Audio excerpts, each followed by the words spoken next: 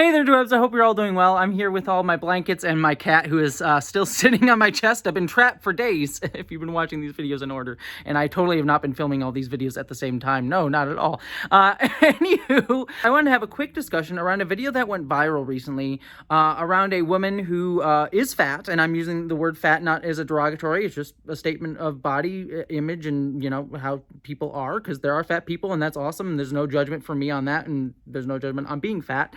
But who was bigger, and as a result could not fit into an airline seats or through the aisles that the airline had. And the video sort of went viral because it was the woman talking about how, she thinks that, airlines should have more space for their seating, specifically for bigger people. And part of the reason that the video went viral after that was that people were judging this woman, saying, well, maybe you should lose weight. It's kind of your fault that you can't fit into the seats. And I want to have a quick discussion on that because there are numerous things that you could discuss about that. The first being that, this idea that every fat person is just a skinny person who hasn't tried hard enough, without realizing that, fat people can just be fat because that's how people are. Fat people are not just skinny people who aren't working hard enough. That's a judgment that our society has sort of put upon with its anti-fat bias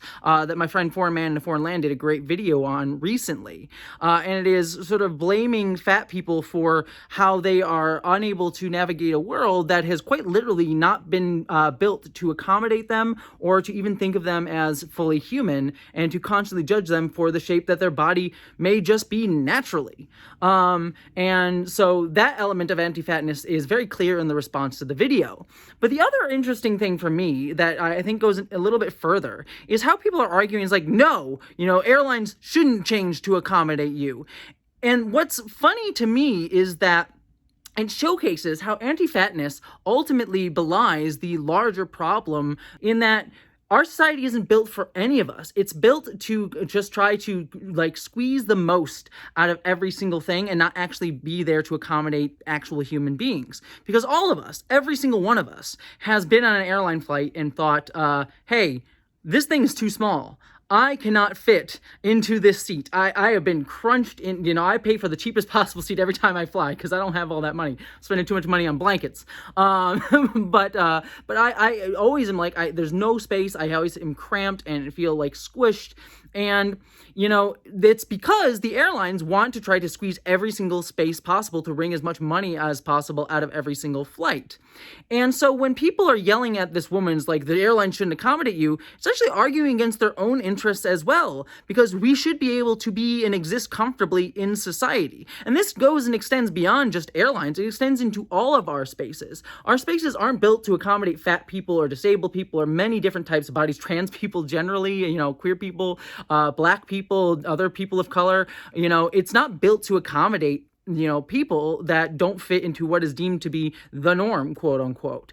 And as a result, everybody feels uncomfortable in those spaces. And yet we will often blame those people for not feeling comfortable and say it's their fault, when ultimately we should understand that actually we can build a society that makes everyone comfortable if we actually tried and thought about it.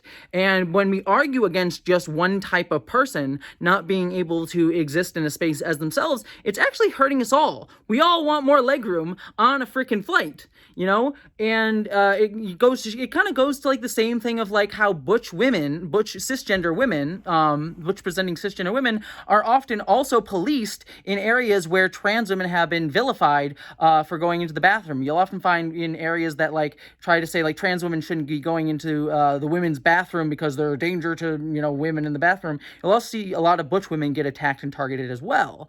And that is because when you attack one type of person for existing as just a human being does, you're often also going to end up harming others, because no one person is one type of way. And we can build a society that is equitable and equal for all of us. And by focusing on how the most noticeable people are harmed and marginalized, it actually can be revealing of how we all can be marginalized together in much more subtler ways that we don't even understand until we see it writ large, and how we often blame blame the more obvious and vulnerable victims, instead of realizing how we contribute to that harm and how also we are harmed by those same things and by that same system that just attempts to wring the most out of all of us without recognizing us as human beings.